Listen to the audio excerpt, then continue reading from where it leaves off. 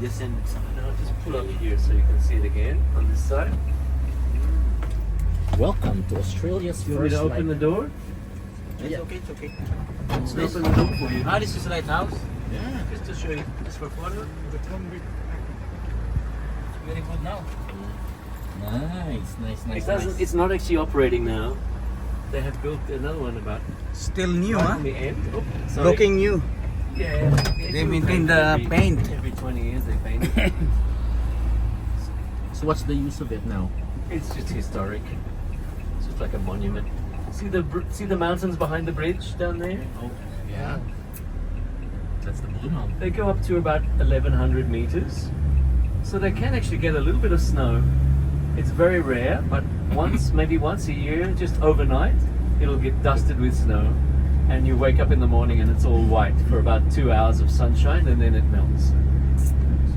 But I remember driving some Philippine people once up in the mountains and we had the worst day of weather. It rained and we saw no view because of the rain. The clouds were down low, all you could see was cloud. And we were having a pretty sad day and I was trying to keep their spirits high, but it was hopeless because we didn't want to go for a walk, they didn't want to go out, there was nothing to photograph. And just as we were leaving the mountains in the winter time and it was getting a bit cooler, all of a sudden it started to like sleet. Do you know what sleet is? It's halfway between rain and snow. Like the raindrops started to blow around and it was becoming hard like hail. And they said, Andrew, this is snow. I said, yes, I think it is. They said, oh, this is the highlight of the day, Andrew. This is fantastic. We have never seen snow. They made the day for them. Nice view from the cemetery here on the left.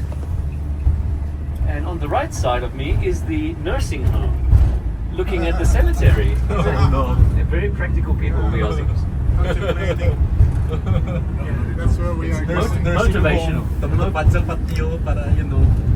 Tapos na kamoy sa ilo mo patay ka mo ba? Yeah, that's way motivating. of acceptance. That is the key.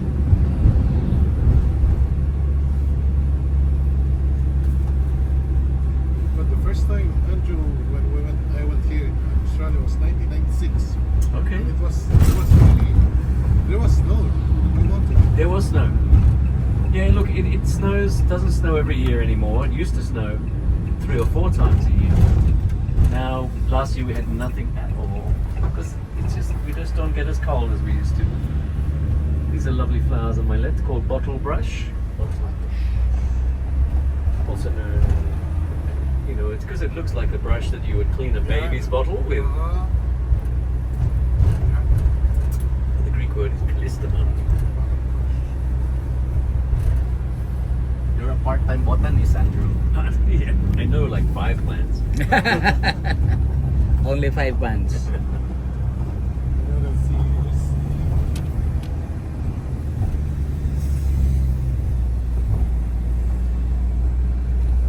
can do it. It's always good to be the bigger guy. Everybody lets you go.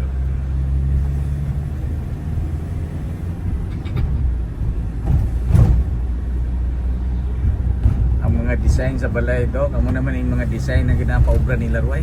So we are now following the Pacific Ocean. The coastline is just to our left. We are following it now in the southerly direction, heading down to the first beach on the south side, which is the famous beach, Bondi. Bondi. See a lot of Beach. See a lot of Bondi. This place, Andrew, seems like same as Olangata. Okay. In Gold Coast. Okay. Well, it would, yeah, possibly. I mean, it's, Yeah, because it's also facing Pacific. yeah. When the British sailed past here and they saw the yellow sandstone cliffs, they were reminded of the white cliffs of Dover, southern England. And so they called this suburb Dover Heights. The Heights of Dover, because we're at the highest point of the plateau here, and you get a wonderful view over this park. So I'm going to just let this car go past me so that we can go nice and slowly on. And you look to the right in a moment and you see this amazing view over the park. Yeah, it's amazing. Gives you It's the wide. perspective of Sydney and in the mountains. Yeah. Those mountains are the border of Sydney on the western side. Skyscraper. Postcard na ulit niya. Does anyone want a quick stop? You okay? It's okay. Today, They're taking pictures. Good. Video. we are more excited of the landscape of Bondi. Bondi landscape. There's someone learning to drive. Almost drove into me. And more. Yes. And Australia is not immune to that. So we support you guys. Thank you. On my right is one of our old pubs, 1842, built by the convict hands. And this was a workplace, like I was saying, as well as no bargaining, as well as drinking. There's the Taylor Swift Tower, the casino down on the left. That's the newest part of Sydney. As you can see, it's still being built. And that's called Barangaroo. And Barangaroo sounds like kangaroo. Was actually a woman's name. And she was a very powerful woman in the clan around this area. And she was married to a man called Bennelong. And Bennelong, you might have heard that name on the Opera House tour. He became the first interpreter for the British governor, Arthur Phillip. Some say that Arthur Phillip captured him and took him back to his house and forced him to become his friend by saying, I'm going to feed you and house you and give you food and drink, and I'm going to build a house for you down below my garden. And that's exactly where the Opera House stands today. So they called it Bennelong Point.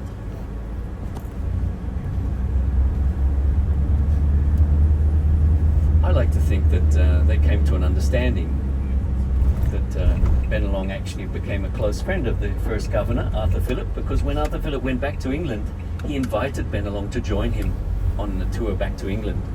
And Bennelong actually got to meet the King of England, George III. And he dressed up like an Englishman with a hat and with clothes on. And everyone was very fascinated by this native. George III. Sounds like the Pocahontas story. Yeah, a little bit. So, yeah, Bennelong actually got to meet King George III and shook his hand, and he got photographed and painted by many famous painters. He was a novelty when he went. He was invited to a lot of parties. Unfortunately, that meant the wife of the former richest man in Sydney was a man called Kerry Packer. And Kerry Packer's son, James Packer, was engaged to Mariah Carey, if that means anything. Oh, yes. And he built the casino tower that you just saw. So that was James Packer's money. So James has inherited his father's fortune. Rosalind, his mother, is the sponsor of the theatre. So you'll hear the name Packer a few times in Sydney. That's P-A-C-K-E-R? Correct, correct. Fucker. Packer, yeah. Packer. No, not fucker. Motherfucker. It's the... That's the mother of Packer, yeah. The mother Packer. Oh, The mother dear. of That's the Packer. first time I've heard that. These were old wharves on my left. They used to be wharves for shipping. Now they're apartments. Can you see the luxury apartments with the luxury boats in front? Yeah. Not too bad. Nothing cheap around there, let me tell you. But these this is used the to be Harbour Bridge, This yeah. used to be wharfs for shipping. Now we have not only private apartments, we have some of the arts groups that perform in the Opera House actually have rehearsal studios. This is a rehearsal studio for the dance company. We also have an Aboriginal dance company. And we have choir rehearsal space, and we have office space here as well. Here you can see the natural rock on my right hand side, and you can see some of the old homes above it. And there's my old car in the middle of the roundabout. What happened to that car? The rocks, man, that's the rocks. I blame the rocks. It's just an art piece, perhaps. The bridge is above us now, and you will, if anyone wants to step out just for a quick photo, you don't have to walk anywhere, you can just step out for a photo. You're welcome to do that. It was the tallest and longest bridge of its type and the largest, widest bridge of its type in the world when it was built over 100 years ago. Lamborghini. Yeah, that's my new car. Tour guide car, typical. Yeah, it was the widest bridge, 50 meters wide, 140 meters high. And the harbour is actually 60 meters deep at this point. Okay. Yes, this is one of the deepest points. So if you were to look straight out the front window, if I go forward a little bit, oh, bus is going to block my view, thank you. You can see the Opera House just through there, can you? Yes. Yeah. And just in front of the bus, unfortunately now, is that island which was a jail once upon a time. Oh yeah, I see him. And it's called Fort. Does anyone want a quick photo? You can walk down and take one of the Opera House. You can just take one of the bridge. Okay. Yeah?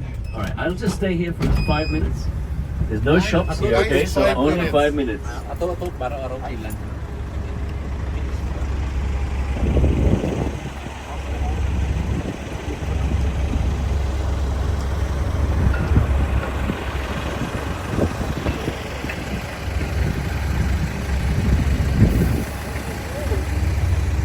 Yeah.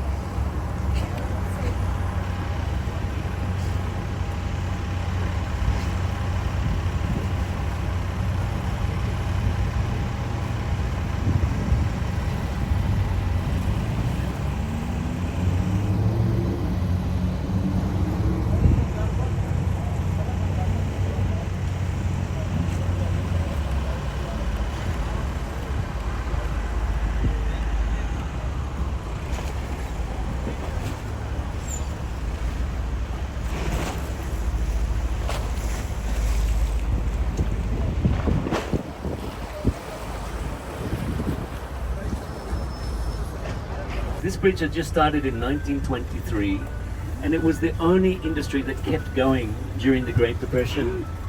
So everybody was desperate to get a job on this bridge, painting, repairing, welding. And the road that we just drove along, past the theatre, past the wharves, was nicknamed the Hungry Mile, because every morning there was a mile-long queue of men trying to get a job working on the bridge. It was the only industry where you could be assured of getting money and getting food to put on the table. So they would go, most of them, they would only pick a few new people every day because maybe of illness. So most of them went home hungry. That's sad. Yeah, but this kept us breathing, kept our economy breathing during this Great Depression. So it was nicknamed the Iron Lung of Okay. Sydney. Okay. Why were you affected by the Great Depression? It's in the US. Ah, well, it affected everybody here. Economy went into free fall. And on the other side of the water, can everyone see there's a fun park? Yes. That used to be the warehouses and the storage facilities for the materials used in the bridge building. And when they finished building the bridge in 1932, they said, what are we going to do with all these warehouses and workshops? Should we knock them down? And someone said, well, why do that? Why don't we do something to lift the morale of the citizens after the Great Depression? And so they turned it into a fun park. So is it still It's operational? still operational. It's been there as long as the bridge, almost 100 years. So do the locals actually go there still? Yeah. I was there a lot of times as a kid. My kids have been there. In fact, my wife and I, we had our wedding photographs taken there. Ano wala below? Wala fun park. Wala may Ferris wheel, oh. So it is as old as the bridge. Despite the You can see one or two rides actually still going right now. One just flew up and down. despite the Disneyfication of the theme parks. It's a classic one. So in front of that yellow ferry, you can see the Island Fortress Jail just to the left of that ferry. Pinch Yeah. Pinch Gut, Pinch cut. because they were like skeletal zombies. There seems to be silica crystals in your asphalt roads here. It's sparkly. Okay. To your left, the Yeah, you're asphalt right, roads you're right. they're sparkling. The things that you notice, my friend, I would never have noticed that. So which is the main theater you're looking at there? Does anyone know? This is the biggest one. It's called the Concert Hall. Yeah. And the Concert Hall has 2,700 seats. And that is where the Sydney Symphony Orchestra, the Australian Chamber Orchestra performs. But also we had the Olympic boxing on that stage. We've had Arnold Schwarzenegger doing bodybuilding on that stage. It's a very multi-purpose venue. We've had American presidents talking on that stage. Ang ila sweldo sa And behind it is the opera and the ballet theatre. That's where I had a brief career. Ang My professional son and my wife also. musician.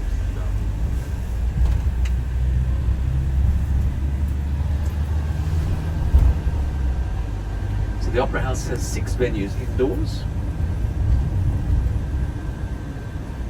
And the ceramics roof you heard about yesterday, Swedish tiles. Trip view looking at the bridge, direct view of the Opera House, and therefore the fireworks on New Year's Eve. It's beautiful. Amazing. You drink coffee every morning. And behind is the Blue Mountains. You might have seen the blue line behind the bridge. See those little private beaches in there? And there's a lovely old house just above the garage in front of me. See that beautiful sandstone house just above that little palm tree? Yeah. Beautiful. That's one of the oldest houses in Sydney, 1850. So it's privately owned right now. Yeah, yeah.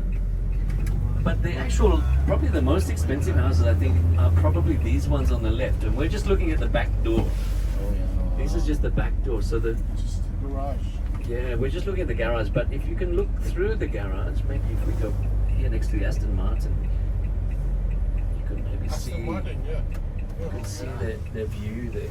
Wow. Oh wow. And these ones on the right, can you see the pool is reflected in the ceiling there?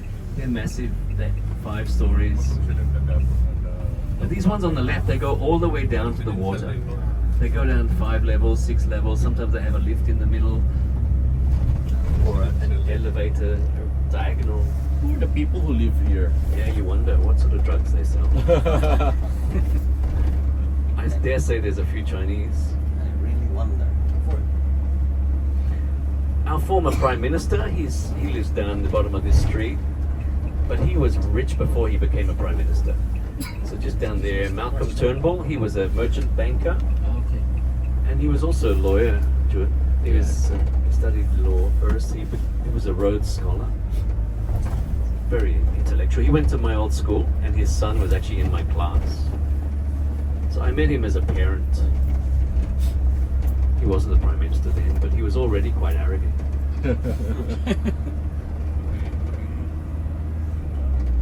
And that's why we replaced him as Prime Minister. Everyone said he's very credible. He looks very much like a Prime Minister. He sounds like a Prime Minister. He's got it very well spoken. But everyone said he doesn't represent the average Australian. He sounds like he's right out of Oxford. So we replaced him With a man of the people. with a more average guy. See, look at that bay to my left. This is called Rose Bay. It's the largest bay within the harbour. And it's so calm that the water is so like a mirror that the seaplanes take off from here. You know what I mean? Seaplanes? Yeah. Yeah. This is that boys' school again, where Russell and the Packers go. Motherfucker. Motherfuckers, son. Motherfucker son.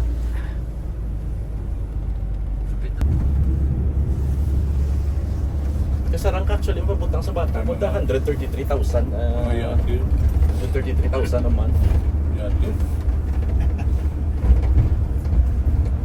See how calm the water is? It's always very protected and sheltered from the winds here. So it's ideal for the seaplanes. How do they go there anyway? Inflatable rafts. No, the seaplane comes into this white building down there. That's where I'm going to pull over. There's a bathroom there. And then they just take off. There's one actually in the sky, I think, just up there. Is that a seaplane? Just above the hill. Yeah, there's one. It might come and land while we use the bathrooms. That would be cool.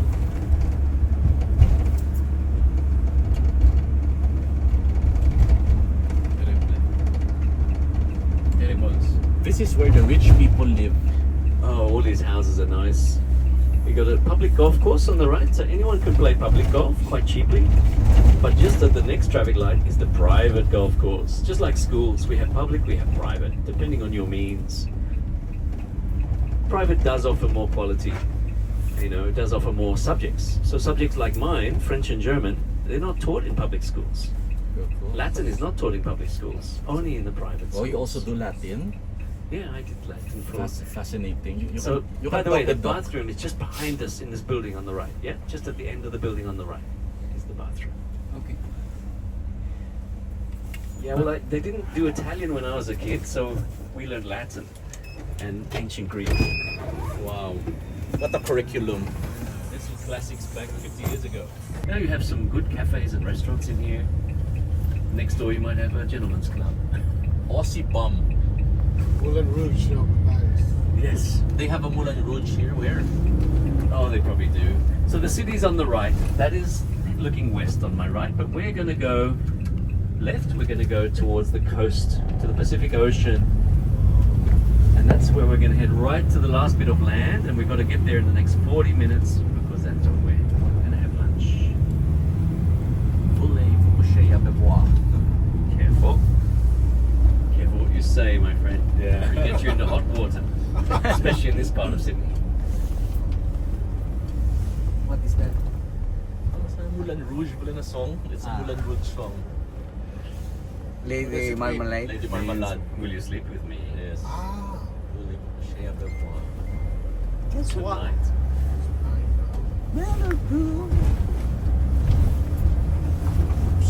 So Sydney's quite hilly, a bit like San Francisco, they say, Yes. with a big harbour.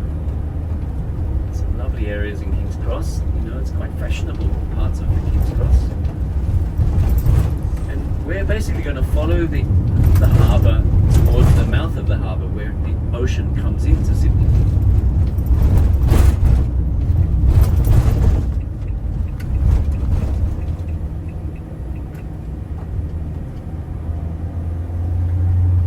Getting flashbacks here because this is where my school sports grounds were. So these grounds to my left and the right hand side of this main road, behind that building, is the main stadium for our sporting fields. Because it was a private school, we had money. And the kids paid around $40,000 per year, or their parents did, for their education. A year, 40 times. But because our school was the first school in Australia, it was right in the middle of the city. What is it? 160. And 160 million. 160? Hindi 160 million na? Ang? 40,000 man. A year. 1.6. 14. well, that's for a senior student. 1.6 And you get good education. I mean, you get qualified individuals, plus, you know, you get music included if you want to do 1.6 music. lang. Sports included if you... And in fact, you have to do sport. Australians are obsessed with sport. Everybody has to do sport. And as a teacher, you are also in charge of a sports team and a music team, and you do a club in your lunch hour. for boys. Yes. So and it's very near the gay capital. So you know. That's right. You got to be careful.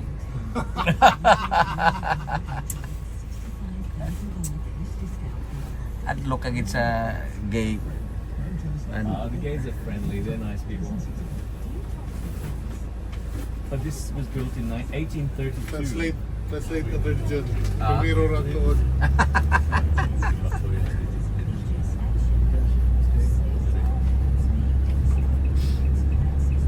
There's some Mary's Cathedral with a school photograph on there, I think. Or some people are lining up for photo.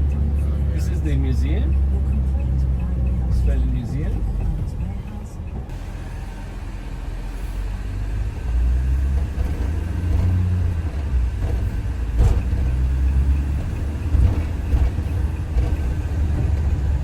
You have a term for that. Lubang switchboard. What do you call that? The cable car and the train. No, the one that you ride and then you just jump down. So you stall. You have a term for that board. Sled. Like, Yeah, it's like a sledge. yeah. Okay. That would be the Snowy Mountains. There's no snow in their Blue Mountains. Bobsled. Yeah, we have sleds and... School of the Sacred Heart. So this is a Catholic school. Yeah, this is the junior school for the other one next door. So are the exclusive schools here Catholic run? Often they are church affiliated. There may be some... The Catholic schools, I don't think that one is Catholic, but maybe the Sacred Heart is, you can often tell by the name because they usually have Saint so and so. And in which case, then their church probably does subsidize them. All of these homes have that view as well. So they're not cheap.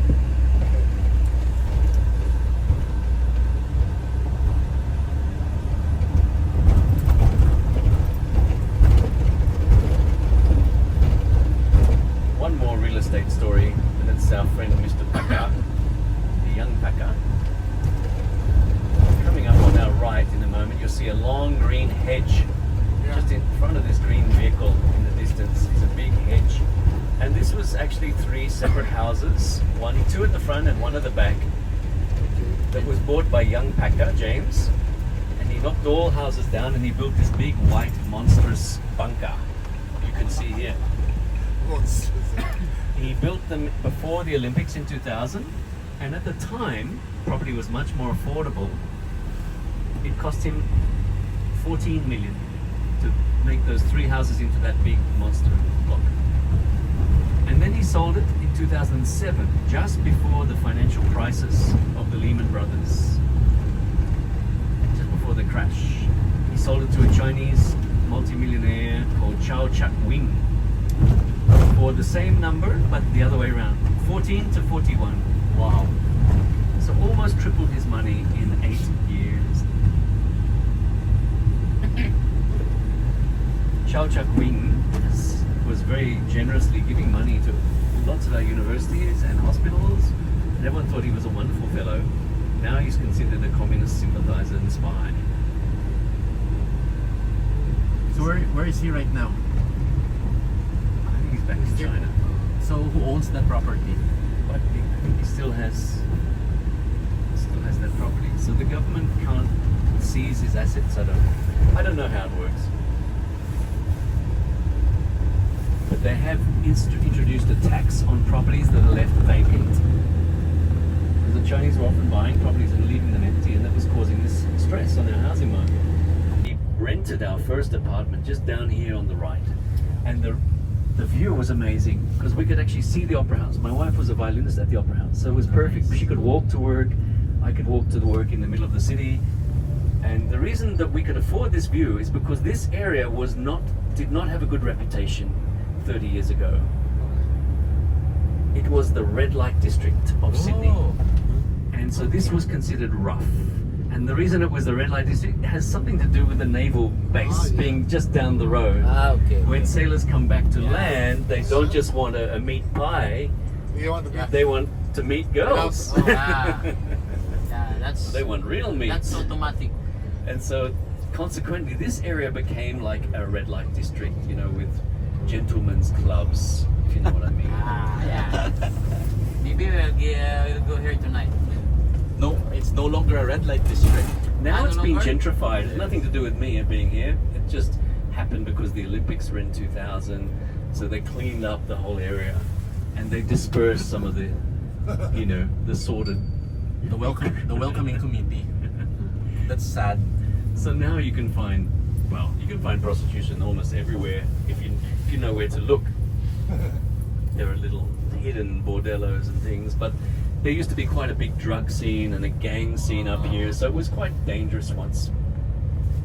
Now that's all underground. It's still there, but Sydney's pretty safe. In fact, it's one of the safest cities in the world. But there are still bad people everywhere, as you know. There are still guns, even though we have outlawed guns. They somehow smuggle them in. So guns are not legal here, except for police and soldiers. But this is the main strip of the former red light district. And you might see one or two remnants of the Gentlemen's Club. This used to be a very rough club on my left. It's now being renovated.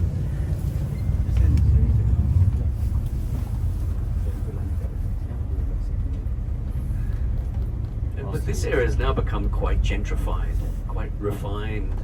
So, you know, look at this Mercedes, brand new Mercedes, and like a top-end luxury vehicle. And you've got some nice accommodation down on the right there. You can see those white buildings through the trees. You know, it's not rough. It's actually quite gentrified. But on the main street, you have the odd, you know, exception here. You've got the Showgirls Club on the right. You've always got a few dodgy people hanging around the doorways there. Oh, the sugars. And then you've got McDonald's And the boat boutique. and boutiques. So it's still a little bit of 50s. I think Dr. Hernan has already lodged a large order for those tiles for his bathroom renovation. Hoganas was the company. These are old warehouses here. So the bars on the windows were not to keep people inside, but to keep people from stealing the food, because that's where the stores were kept. As in the incoming food. We might go this way. It's probably a little quicker. But this is all part of the rocks. Down below us in the left side, those on the left window, see those wooden blocks on the ground? Just in the road? Yeah. That was the first type of hard road they built. Because this was just a muddy dirt track used by the Aboriginal people before that. And after heavy rain, it became mud. So they could not get carriages down there. And so they employed young boys to put in these wooden blocks. They were called block boys. And they just basically laid these wooden blocks in the road so the carriages could go over them. That's the only bit left that we just saw. Some lovely Victorian houses down on my right. There's that Taylor Swift casino tower again in front.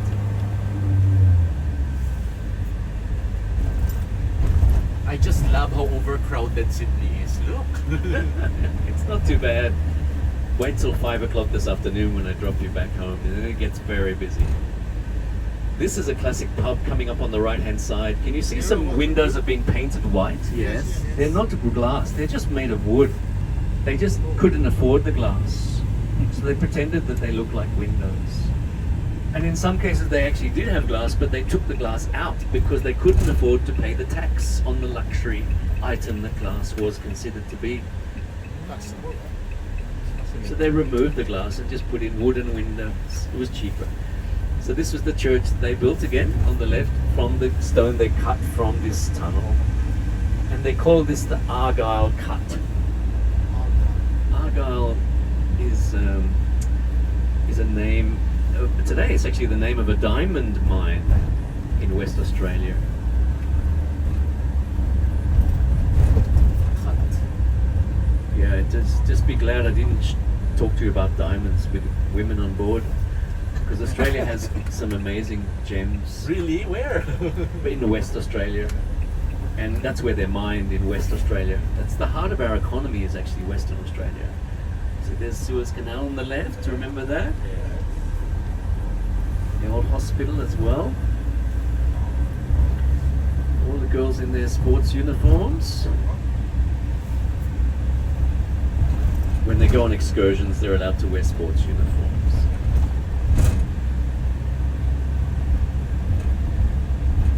Where we parked earlier.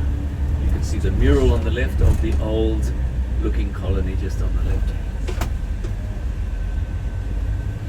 So now I'm going to take you just behind the Opera House. Have you been into the gardens? Did you see the lovely gardens behind the Opera House? No, not yet. Okay, well it has the classic postcard view of a bridge. If you want to walk across the bridge tonight, you can walk across, no charge, to walk on the level where the cars are. Carve. Can you imagine ang tunnel? This is the bridge, this was the tunnel that the convicts cut by hand. Wow. And with this sandstone, they built this church on the right. Everything was Protestant in the early days, because the British brought Anglican Christianity. But over time, Irish convicts came out also, and they brought Catholicism, Roman Catholic Christianity. So you see a lot of older houses here. This is what we call Victorian, with that lovely laced iron balcony. And the lower one there with the columns is more Georgian. Residential houses? Yes, this is private residences. And in the old days, they didn't have office space. So all business was conducted in pubs. And alcohol was not only a way of keeping people happy, it was actually a currency. They didn't have money. They didn't have banking system in the old days, so people bartered goods. You know, I'll give you 12 eggs if you fix my fence, or I'll give you a flagon of rum. Rum became like money. People were paying in rum. Cool. And I'm going to show you the hospital that man built, Greenway, was actually paid for with rum profit. They call it the Rum Hospital. Ooh, Papa. Now, if anyone wants to, there's a photo opportunity up here on the top of the hill from that round building, the Rotunda. Does anyone want a quick photo up there? Or are you happy just to sit for a while? Yeah. Because I'm happy just to drive you and just talk. Yes, Yes, yes. Yeah. Like that. All right. So We're a bunch of old people. me too. How old are you, Andrew? I'm almost 60. 16. Almost. I've still got Same about with Sir Tandor, huh? 8 years of official work life ahead of me, because we retire at 67 in Australia. Of course, tour guides, they just go till they die. This tower on my left is a casino as well as a Ooh. 6-star hotel. Wow. 6 star. I'm not sure what a 6-star involves. Maybe they wipe your bottom. With gold. But this is where Taylor Swift stayed when she was in Sydney. So this area down here is called Darling Harbour. Darling Harbour is full of not only casino but restaurants. 6-star. In front of me is the observatory, which is like a planetarium for looking at stars and planets. It's actually currently, I think, under renovation, but it originally started as a fortress. So that when the British arrived, they set up going all the way out to that headland. That's where the ocean is. So we're going to drive out there shortly, and we're going to see that lighthouse that Mr. Greenway built. And the British were looking out to the ocean because they were worried they might get invaded, particularly when the French had already expressed a lot of interest in the Pacific Islands. So this is the ramp leading up to the harbour bridge. You can see the bridge in front of me, can you? With the two flags of the two sides of our culture. The indigenous flag as well as the traditional flag. And the traditional flag has 6 white stars representing the 6 states, and also the Union Jack, the British flag. Hit the road, Jack. A lot of people argue that we should get rid of the Union Jack from our flag and we should put the Aboriginal flag in place, because that is the real heart of Australia's history. Perhaps you can just do a what you call this an amalgam. Yeah. By asking them for an independent review of the origins of COVID, and they said, "How dare you? We've already given you our explanation. That should be enough." And we said, "No, we'd like someone independent to go in and, like the WHO, and verify what you're telling us." And they said, "You are doubting our integrity." Of course we do. They said, "How dare you, Australia?" So they said, "We will stop all tourism to Australia." And then said, "No more imports from Australia, no more food, no more wine, no more seafood, no more meats. We'll keep the iron ore and the coal." They think, "Oh, life is so easy. We don't need God. I'm God. I make the decisions. I am in control." And so, sadly, religion is just dying, or the mainstream religion. Roman Catholicism, and all Christianity is really struggling. So the Anglicans have the same problem. Yeah, absolutely. That was an Anglican church, I think. So here we have some nice houses on the left, and also on the right those very petite ones, the terrace houses. All from the late 1800s. Police station. And now we come to the main road in Paddington called Oxford Street. Very Oxford. British. Yeah. Very famous street. Catholic Church, St. Francis of Assisi, up ahead.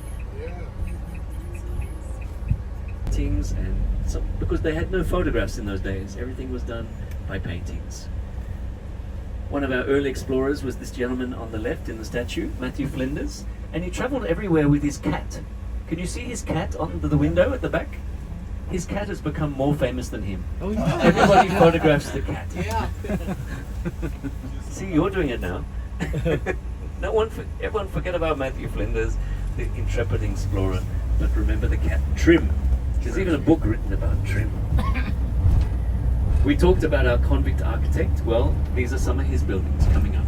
This is the State Parliament House here with the policemen and the three flags. The middle one is the state flag. So this is now a police station? No, this is the State Parliament building. Okay. Police are just there as guards. But originally it was a wing of this hospital. This was the rum hospital, paid for by Macquarie with profits from the rum sales. And that wing was full of sick people. Now it's full of politicians, so nothing's changed. But they did not remove the name. It's still Sydney Hospital. Still functioning, this part is still functioning as a hospital, but the wings are separate buildings now.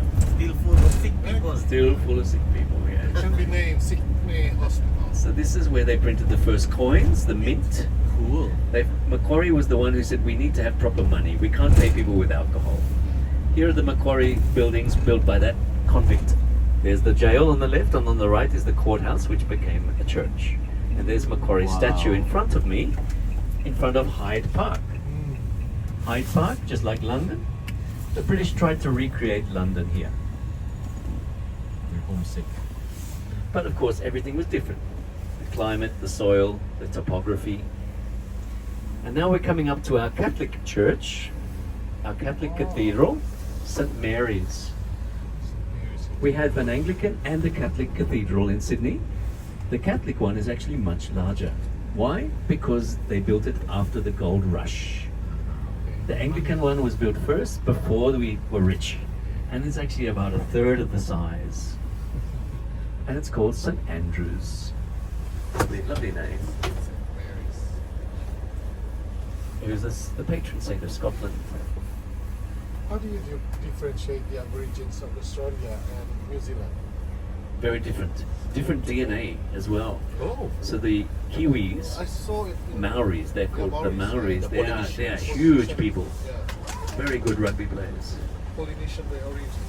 Where, yeah, the Polynesian DNA produces very large boned people. Whereas the Aboriginal people are also dark skinned, Tiny. but much slimmer. They are more like Indonesians, perhaps, or Papua New Guineans. Have you seen them?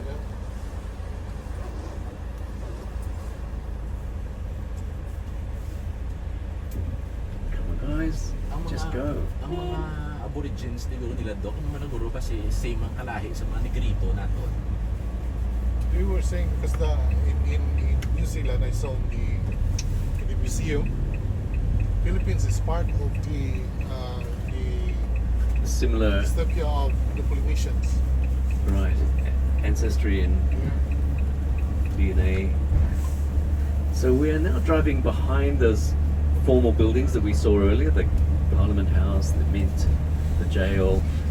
And this is where the governor used to love to have his walks, so it's known as the Domain. We actually have free concerts in here over December, January, which is our summer school holidays. And so we have the same orchestras that play in the Opera House doing free concerts here on different weekends. And you can just bring your picnic basket and your rug, and you bring your alcohol, and you can enjoy the afternoon while you wait for the concert to start at night. Most of the time people are so sleepy by the evening that they miss the concert. Sleepy and drunk. Art gallery on the right of New South Wales. New South Wales is the state, and Sydney is the capital of that state. It's free to go in our museums and art galleries, and you'll see art from all around the world, from Monet to Van Gogh, or you can see Aboriginal art. And that's the classical wing behind me, and coming up in front of me on the right is the modern wing.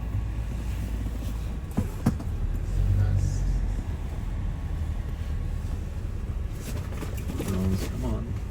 At least look Look at at this me. sculpture. 22. Ah. Sculpture. Looks like Yes. E.T. I know. Scary looking. So these are the lovely gardens. One of Sydney's great joy, proud jewels in the crown are these gardens. And it's a wonderful oasis for people to come out of the office and just enjoy the nature and sit on the grass. Or you can go there on the weekend with family for picnics. And they can study botany. A lot of the reasons that the Europeans came down to the southern hemisphere was because they were looking for food, but also medicine in plants. And so most expeditions took a team of botanists with them and scientists. So that when they explored a new country, they would say, "Oh, this is actually very good, healing creams and oils, or this is good fruit for eating." So Australia, when Captain James Cook came out in 1770, he brought with him a man called Joseph Banks as his chief botanist. And consequently, a lot of our flowers are called Banksias. They bear his name because he named them after himself, very modestly. Very modest. So if ever you see a cone in a tree, like there's some in this tree here, there's little black cones. No, there's little black. That's called pine the cones. They're Banksias. Yeah, there are 500 varieties of Banksias. Does anyone need a bathroom urgently? No. We got about an hour till we go to lunch, but if I could stop here for a bathroom if you need one in the next hour. Otherwise I'll keep going, but there's another spot I can stop halfway if you're desperate. Yes. This is the view I was telling you about on the left that everybody knows from Sydney. This is the famous postcard, the money shot. And the weather is so good we have to stop for a photo. Pwede taguro ka pa picture tanan no kay wala pa tabla picture nga tanan. So Wala man stop, siya yan, di we'll man stop tatanan. for another 10 minutes down here, just for photographs. Pamilya yan. Tangara lang ah. Andrew, can you take group picture? Of course. I'm sorry that one of you is missing. We have to add them in digitally. No need. But we'll go Ralph Lauren.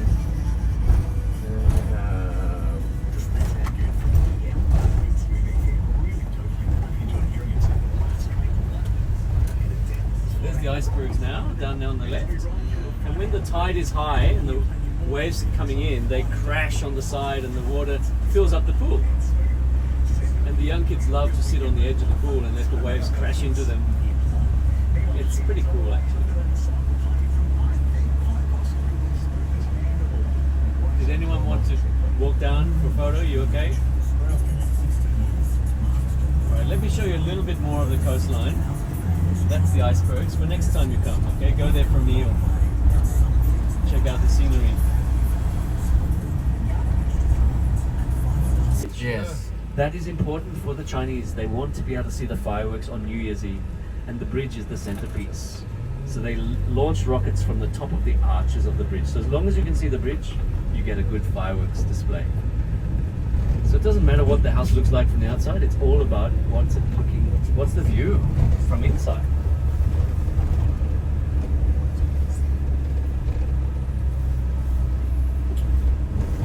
So what happened to that Irish home right now? It's a public property. It's now a public museum. And it's free to go in there. If you want, we can do it after lunch. Well, I was going to take you down to Bondi Beach, but I don't know, maybe you're not big beach people, because you have beautiful beaches, I'm sure, in the Philippines. So anyway, we'll have lunch and relax and then see how you feel. If you want to go spend an hour at Bondi Beach, we can do that. Or half an hour, or come back and see the old house, we can do that. Moundy Beach. Two or three of these guys would like to see, not the beaches, but Salama Beach.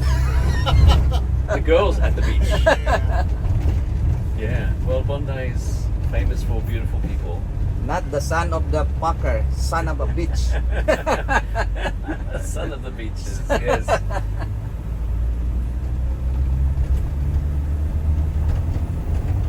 The youths.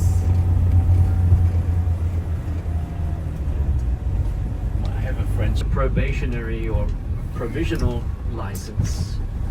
And the first year the P is red, and the second year the P is green. So these are still young drivers. When you see a P next to their number plate, you've got to be careful. You also hopefully show some more patience, more tolerance. Interesting house here on the left, on the spaceship.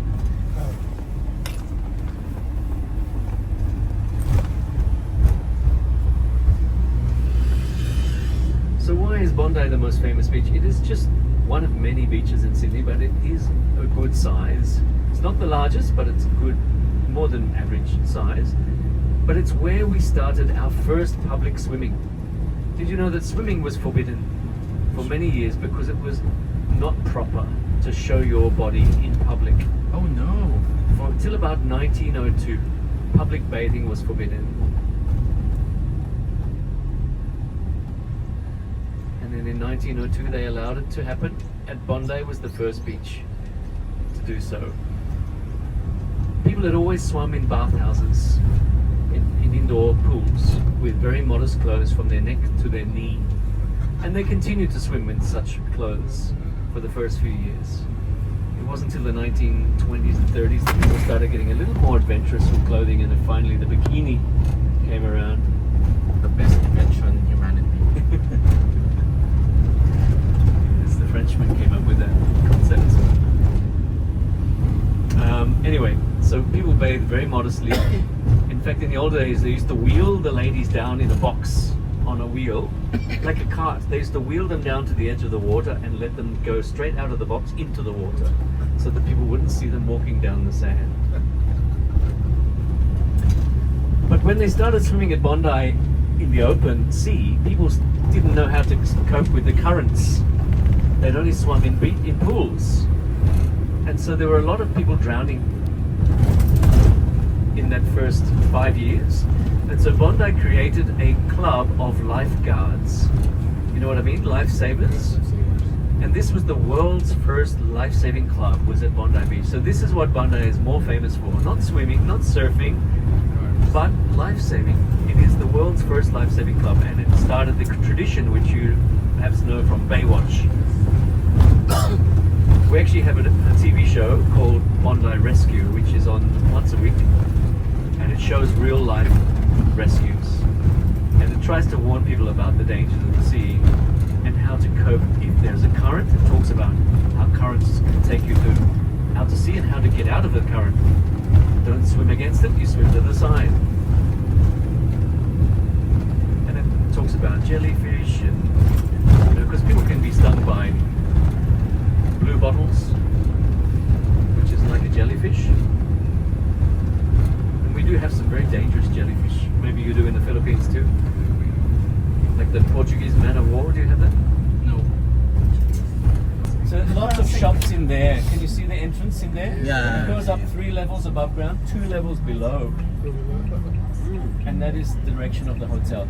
I'm just going to do a quick circuit around Chinatown. Okay. And then I'll take you to the Rocks area. If anybody wants to go anywhere else, you tell me. Aring Massage, massage oh. Aring massage sa lapit sa Queen Victoria. Ari sa street gali lan. Open na, close gapo no. So Hugo Boss is in the Queen Vic shops closed around 9 or 10. a map of Sydney made of a model, like 3D like model of Sydney. It's quite beautiful. And on the top of that building is a lovely cafe called Cafe Sydney. It's a restaurant, fine dining restaurant. Okay. So it's no longer a customs house. No. I'm just going to put the because he saw a gap in the rocks. He thought that must be the entrance. It was just an indentation, and the waves were so heavy and high and merciless. He tried to turn around, but the ship got pushed onto the rocks, and the ship split apart, broke apart, and all the women and children were thrown into the water and battered constantly against these rocks until they not only died, their bodies broke up into pieces. And for the next few months, these body parts were washing up all over Sydney. And out of the 122, only one survived.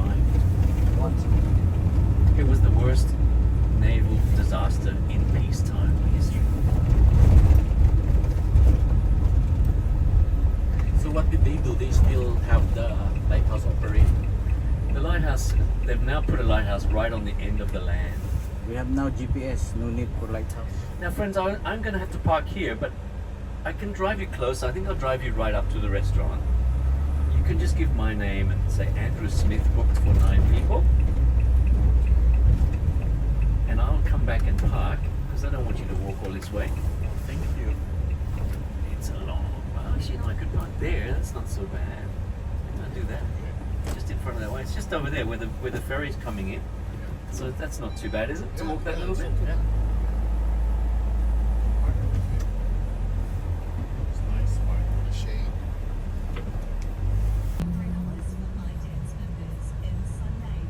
Just with spring markets.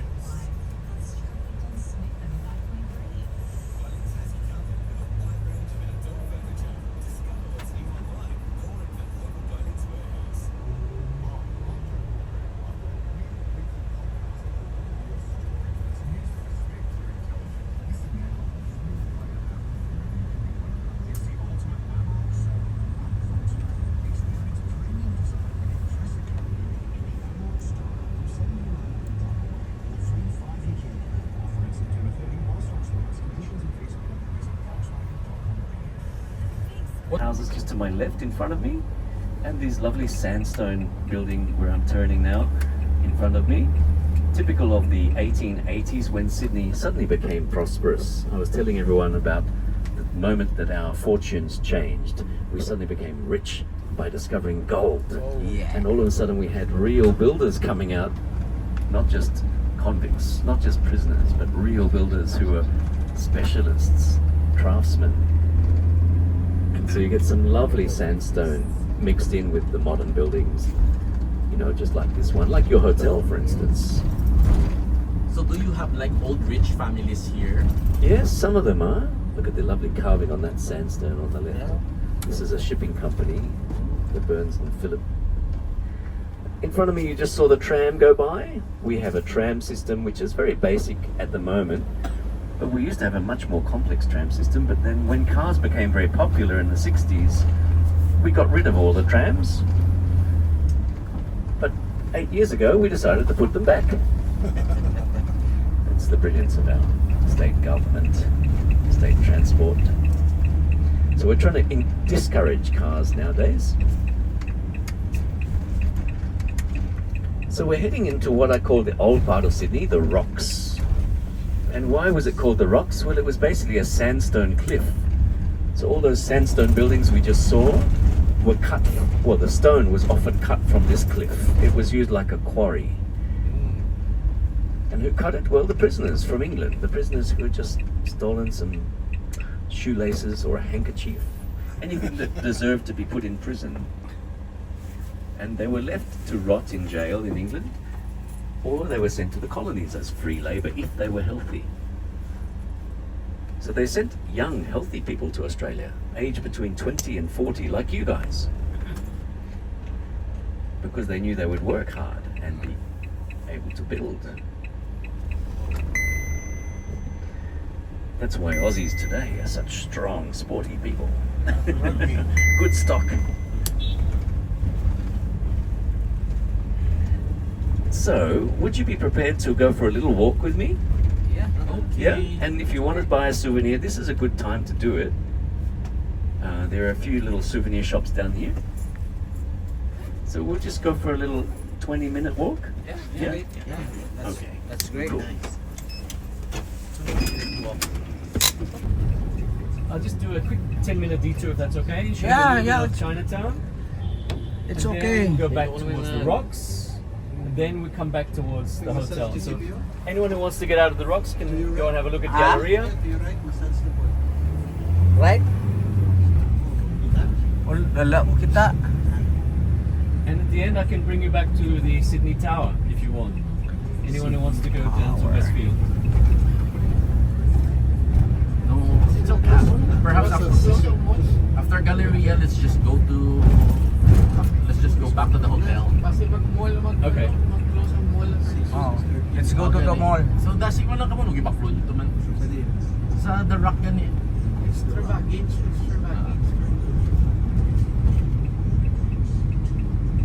So you might have noticed we are coming towards Malatang, I guess is Malaysian, is it? Chinese?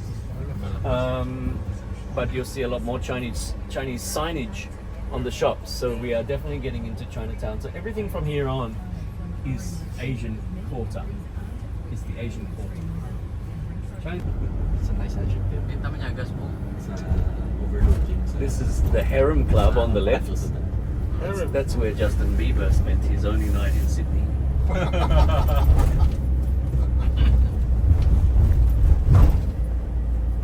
Matrix guy, would you like to spend your remaining hours? No, he won't. He doesn't do that. Remember?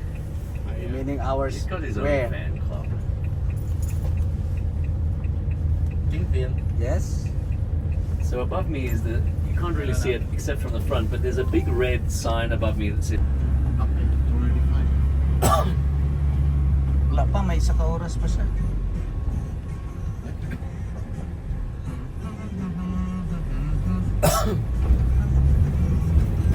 some of this might look familiar. You've been here before. This was the rock quarry, the sandstone quarry cut for the bricks used in these beautiful old buildings. And the old church cut from the tunnel. You make my dreams come true.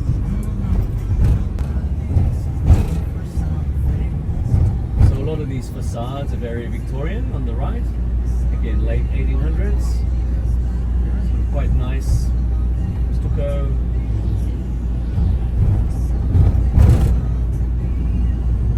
This public school will have a big marketplace tomorrow, just around this school and church. That's a uniting church. There'll be a big outdoor fashion market tomorrow.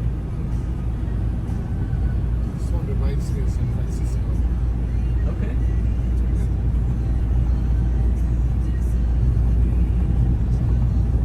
She's all dressed up. See, look what's happened to this church. It's now a fashion store. Oh. That's the new religion, fashion.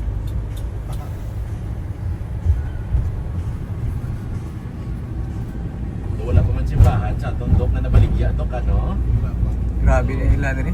But in Europe, they are converting them to tourist attraction. Doon di na nagurma batas. If you look left, you see the floodlights of the cricket and the rugby stadium. It's so big. There are two stadia, two different ones.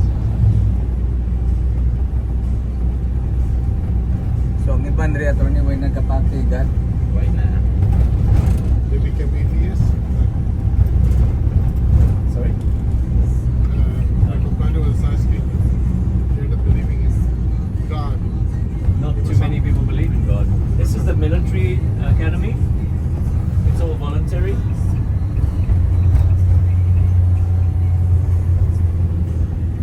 So is anybody still volunteering? Not many. The only incentive to do it is that they pay for your studies. So if you go there and you want to study engineering or law, they will pay for it. But you have to do military service afterwards and during the course.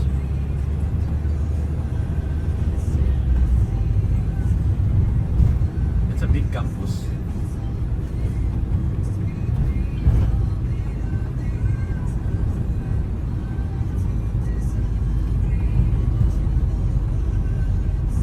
So 7-Eleven does fuel here.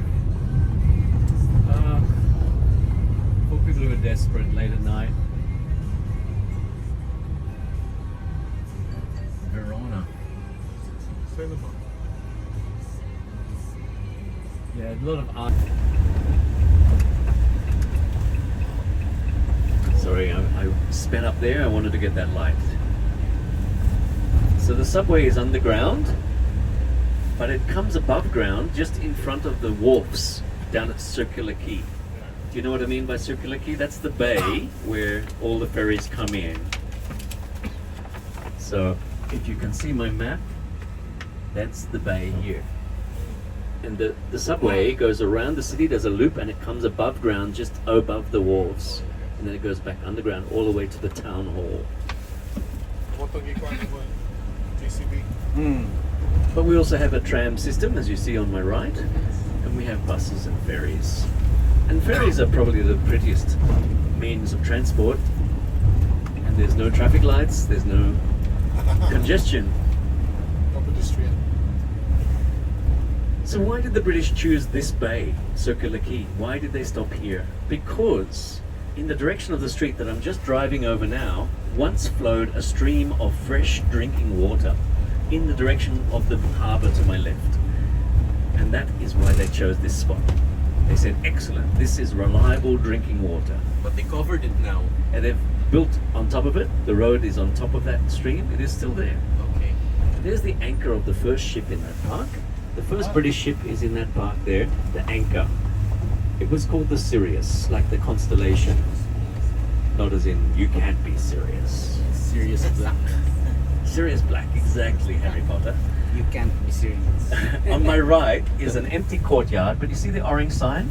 Yeah. And left of that orange sign is a picture of a house that has 2 stories that was built in that courtyard by the prisoners. That was their first house. And of course they built it for the most important man, the governor.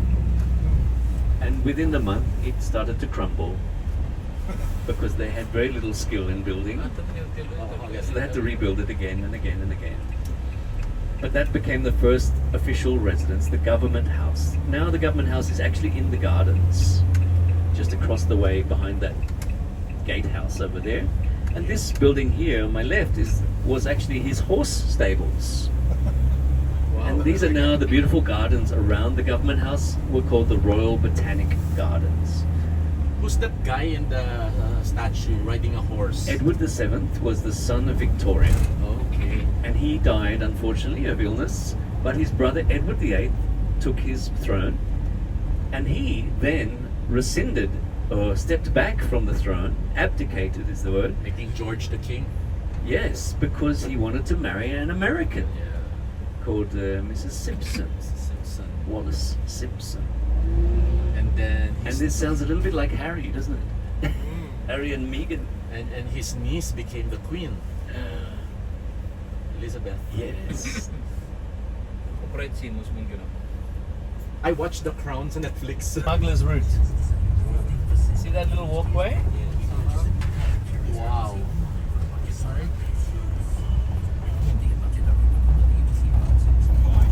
Gladiator films. Yes, apparently he's a no-nonsense sort of guy, as you would expect, perhaps. Like, you know, I think he was in business mode. Maybe I just never got to meet him in a social context. But he was, you know, he's part owner of this rugby team, and my friend is a sponsor of the rugby team. And so I got invited to this end-of-year celebration, and there he was. And he thought we were all sponsors, and he was disappointed to meet me. See the name on the left behind this gentleman, Katabul? It is the name of a ferry that was sunk in 1942 in Sydney Harbour, down below at the naval base. It was sunk by Japanese submarines in Sydney Harbour. We didn't know, of course, they were underwater, but they snuck into the harbour by night. And they sunk, they were actually not trying to sink the ferry, they were trying to sink an American ship next to the ferry, but because it was dark, and there were miniature subs about as long as a car, with 2 men in each. There were 3 of them. And they fired their torpedoes and they missed their target, the USS Chicago. And they sunk the ferry, the Katabul, killing 21 people. It's a civilian ship. Well, it had been commissioned as accommodation for the sailors, so some of them were naval sailors. So that was the only attack on Sydney soil in Sydney water. But of course we had a lot of skirmishes with the Japanese, even in Papua New Guinea. And they dropped a lot of bombs on the north of Australia, in Darwin. More bombs were dropped there than in Pearl Harbor. So who did they manage to kill? The kangaroos? In Darwin, The crocodiles. they Yes. probably killed a few crocs. No, they did do some damage to Darwin. It's had winter, so it's probably only about 19 degrees in the ocean. But I'll give you guys a chance to go and put your feet in the Pacific Ocean if you like. We're always putting our feet in the Pacific Ocean. Ah, I guess you are. So beaches are nothing new to you, huh? But yeah, the current here is quite strong. See that yellow thing floating out at sea? That's Yeah. where the net is. They have an underwater net, which stops any big fish coming too close. Okay. Oh.